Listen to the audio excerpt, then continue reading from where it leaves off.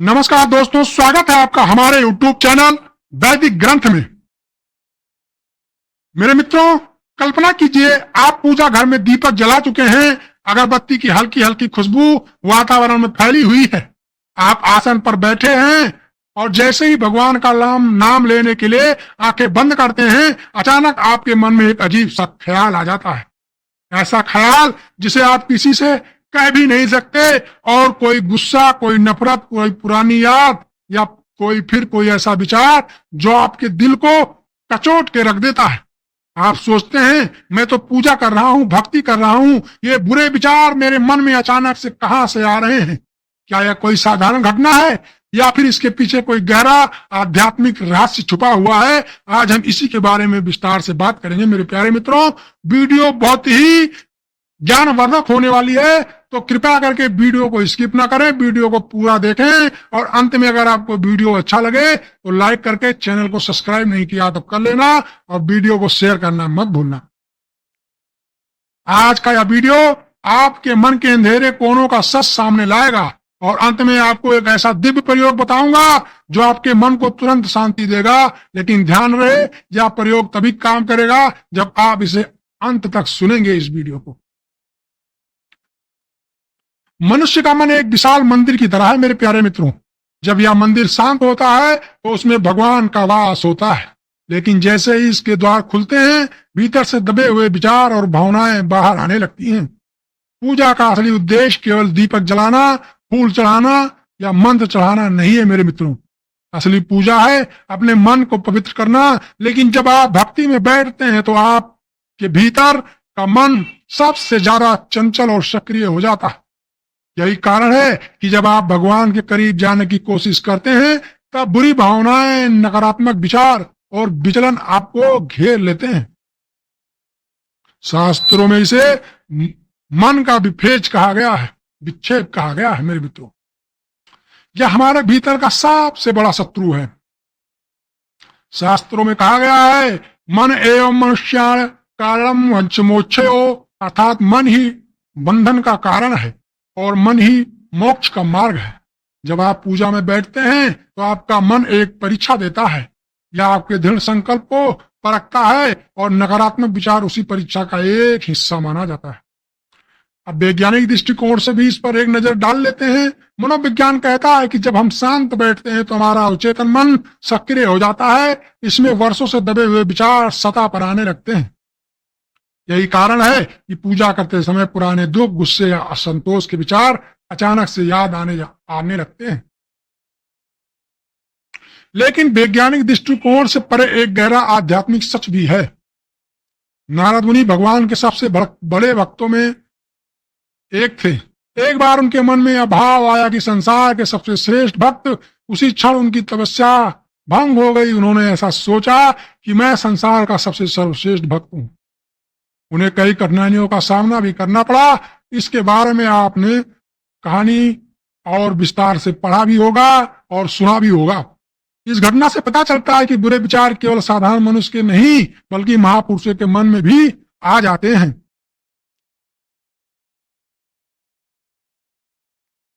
अचेतन मन में दबे हुए संस्कार जो आपके मन में दबे हुए बातें हैं वो ज्यादातर आपके पूजा करते समय ही क्यों आते हैं, ऐसा आपको बार बार ख्याल आता होगा। अब मैं बताता हूं आपको बुरे विचार आने के मुख्य गुप्त कारण।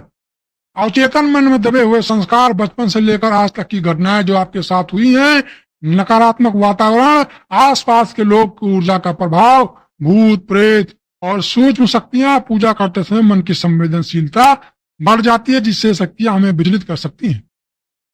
भगवान स्वयं भी साधक की एकाग्रता परखते हैं। इन्हीं कारणों को समझना ही उनका समाधान ढूंढने का पहला कदम होता है मेरे मित्रों।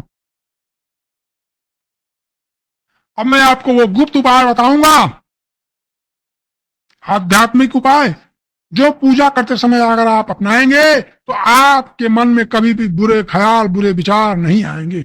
सबसे पहला, पूजा से पहले गहरी सांस लेकर 11 बार ओम ओम ओम का उच्चारण करें। 5 मिनट ध्यान करके मन को शांत करें। मोबाइल, टीवी और शोरगुल से कम आधा घंटा पहले दूर हो जाएं।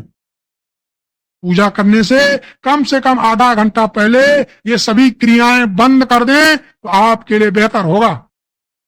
आसन पर बैठने से पहले ओम अपवित्रो पवित्रो वा इस मंत्र का जाप भी आपको कर लेना चाहिए। पूजा घर में रोज शंख और घंटी अवश्य बजाएं। इससे आपके घर की नकारात्मक ऊर्जा दूर होगी और आपका ध्यान नहीं भटकेगा। हफ्ते में एक बार गंगा जल का छिड़काव पूरे घर में जरूर करें। रसोई में, किचन, याद रखें गंगा जल का छिड़काव पूरे घर में तो वैसे भी करना चाहिए। अब मैं आपको एक विशेष रक्षा प्रयोग बताने वाला हूं। पूजा के समय हल्के सफेद या पीले कपड़े पहनना शुभ होता है। पूजा शुरू करने से पहले कपूर जलाकर घर में जरूर घुमा लें। इससे भी नकारात्मक शक्तियां ऑटोमेटिक दूर हो जाती हैं। और तुलसी पत्र को पूजा में अनिवार्य रूप से शामिल करना चाहिए आपको। अब विशेष दिव्य प्रयोग भी बता देता हूं आपको। अभी तक आपने वीडियो को इतना बढ़िया तरीके, अच्छे तरीके से सुना है तो मेरा फर्ज बन जाता है कि आपको सही जानकारी दूं। लेकिन आपसे प्रार्थना भी है, वीडियो अच्छा लगे तो लाइक करके, चैनल को सब्सक्राइब नहीं किया तो कर लेना। चलिए, पूजा करते समय मन में अचानक कोई बुरा विचार आ जाए तो तुरंत यह प्रयोग करें। आंखें बंद करें और गहरी सांस लेना प्रारंभ कर दें। मन ही मन 3 बार कहें ओम शांति, ओम शांति, ओम शांति। आप ऐसा भी कह सकते हैं या आप सीधा हिंदी शब्दों का भी इस्तेमाल कर सकते हैं, जैसे मैं शांत हूं, मेरा मन भगवान का ही है, या भी कह सकते हैं।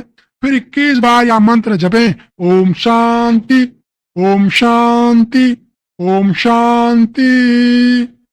अंत में भगवान का नाम लेकर एक घूंट गंगा जल पिए। यह प्रयोग न केवल आपके बुरे विचारों को शांत करेगा बल्कि आपके मन में अस्थायी शांति भी लेकर आ जाएगा। दोस्तों, पूजा के समय आने वाले बुरे विचार कोई पाप नहीं है। बहुत लोग सोचते हैं कि मुझसे कोई पाप हो गया, मेरे मन में पूजा के समय ये गलत विचार आ गए, लेकिन ऐसा नहीं है। ऐसा अक्सर होता है और बहुत बहुत बड़े ऋषि मुनियों के साथ भी होता था। अगर आपको अभ्यास नहीं है शुरू में तो ऐसा अक्सर आपके साथ होगा। उससे आपको घबराने की जरूरत नहीं है।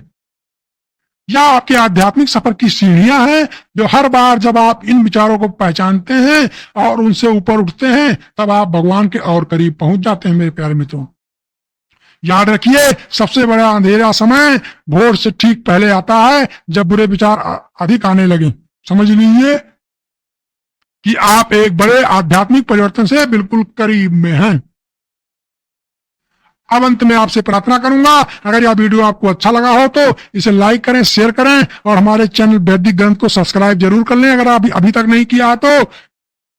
भगवान आपको सदा शुभ विचार और पवित्र मन प्रदान करें। इसी शुभकामना के साथ मैं अपनी वाणी को विराम देना चाहूंगा। मिलते हैं कल किसी और नई जानकारी के साथ। तब तक मां भगवती भगवान आपका कल्याण करें। जगत जननी जगदम्बा आप सभी लोगों पर कृपा करें। इसी के साथ मैं अपनी वाणी को विराम देता हूं। मिलते हैं कल किसी नई जानकारी के साथ। तब तक के लिए नमस्कार।